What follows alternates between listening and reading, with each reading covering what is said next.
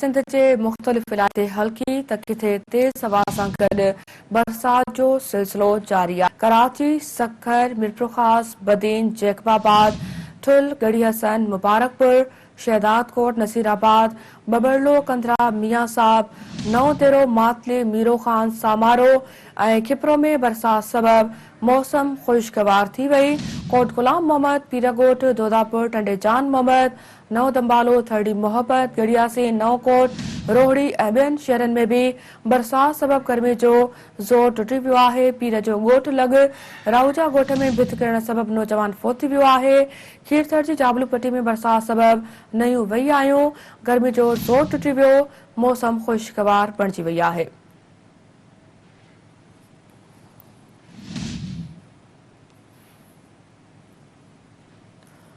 सिंध के मुख़्तलिफ़ इलाइक़नि में किथे हल्की त किथे तेज़ हवा सां गॾु बरसात जो सिलसिलो जारी आहे। कराची, सखर, मीरपुरख़ास, बदीन, जैकबाबाद, ठुल, गढ़ी हसन, मुबारकपुर, शहदादकोट, नसीराबाद, बबरलो, कंधरा, मियां साहब, नओं देरो, मातली, मीरो खान, सामारो ऐं खिपरो में बरसात सबब मौसम खुशगवार थी वई आहे।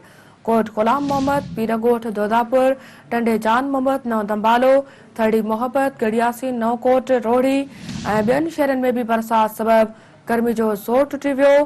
पीर जो ॻोठ लॻ राउजा ॻोठ में भित किरण सबब नौजवान फोत थी वियो आहे। खीरथर जी जाबल पट्टी में बरसात सबब नयूं वही आयूं। गर्मी जो ज़ोर टुटी वियो, मौसम खुशगवार बणिजी वई। सिंध जे मुख़्तलिफ़ इलाइक़नि में किथे हल्की त किथे तेज़ हवा सां गॾु बरसात जो सिलसिलो जारी आहे।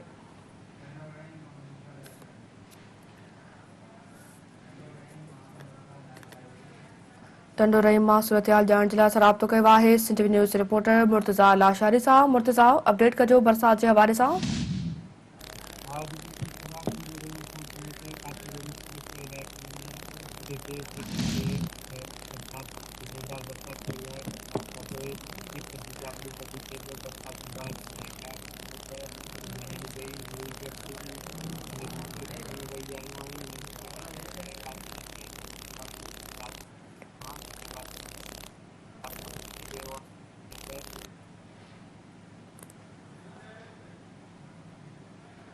ठीक है मुर्तज़ा, वरी मेहरबानी तफ़सील ॾियण जे लाइ।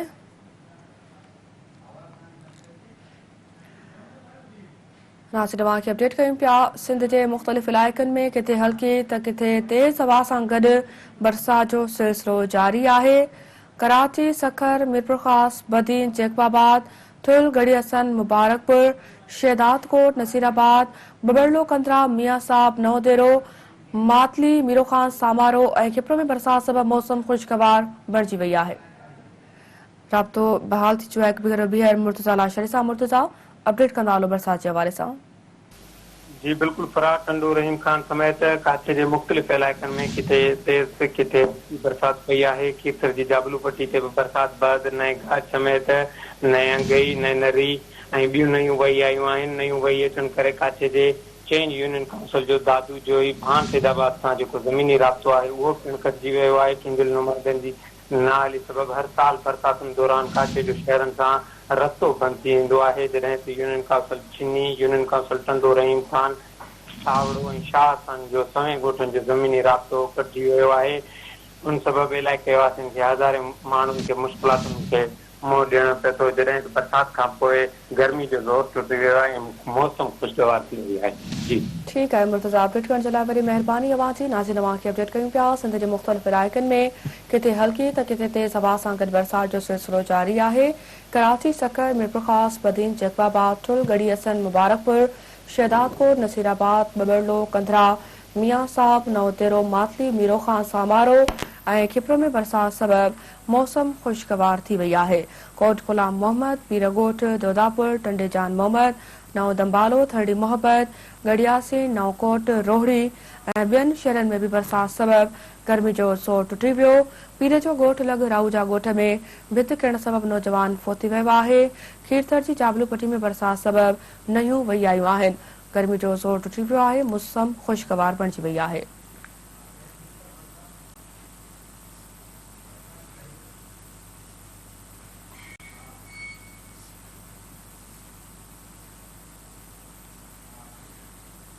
सिंध के मुख़्तलिफ़ इलाइक़नि में किथे हल्की त किथे तेज़ हवा सां गॾु बरसात जो सिलसिलो जारी आहे।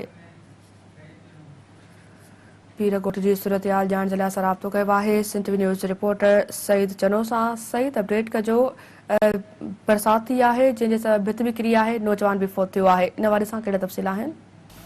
जी मां के ॿुधायां, पीर जो ॻोठ जे इलाइक़े में पासे वारनि इलाइक़नि में फकींगिरी माछू थियो, वॾा माछू थियो, कोट पुल थी रावजाम जेका राति ते देरि सां 2 कलाक मुसलसल दौरान बरसाति रही, जंहिंजे नतीजे में सुबुह सां घर जी ॻोठ रावजा में वॾा माछू लॻभॻि घर जी भित किरी पई, जंहिंमें 18 साला नौजवान हुयो हसन अली पुटु लोटो, हसन अली लोटो हुयो, जेको भित किरण सबबि मौके ते फौत थियो, जंहिंजे ते वारसनि खे लाश खे पोस्टमार्टम लाइ थेरेपी जो अस्पताल पहुचायो। उन खां पोइ जेको घर जो नुक़सानु थियो ऐं ॿिए इलाइक़े में कोट मीरम में घर किरी पियो आहे, उन में 2 खनि ॿार ज़ख़्मी थिया आहिनि।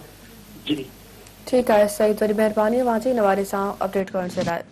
नाज़रीन, अवांखे अपडेट कयूं पिया त पीर जो ॻोठ लॻराऊजा ॻोठ में भित किरण सबबि नौजवान फौत थी वियो आहे। खीरथड़ जी चाबुल पट्टी में बरसाति सबबि नयूं वेई आयूं आहिनि। अवांखे आगाह कयूं पिया त सिंध जे मुख़्तलिफ़ इलाइक़नि में किथे हल्की त किथे तेज़ हवा सां गॾु बरसाति जो सिलसिलो जारी आहे। कराची, सखर, मीरपुरख़ास, बदीन, जैकबाबाद, ठुल, गढ़ी हसन, मुबारकपुर, शहदादकोट, नसीराबाद, बबरलो, कंधरा, मियां साहब, नवदेरो, मातली, मीरो खान, सामारो ऐं खिपरो में बरसात सबबि मौसम खुशगवार थी वई। कोट गुलाम मोहम्मद, पीर ॻोठ, दोदापुर, टंडेजान मोहम्मद, नओं दंबालो, थड़ी मोहब्बत, गड़ियासी, नओकोट, रोहिड़ी ऐं ॿियनि शहरनि में बि बरसात सबबि गर्मी जो ज़ोर टुटी वियो आहे।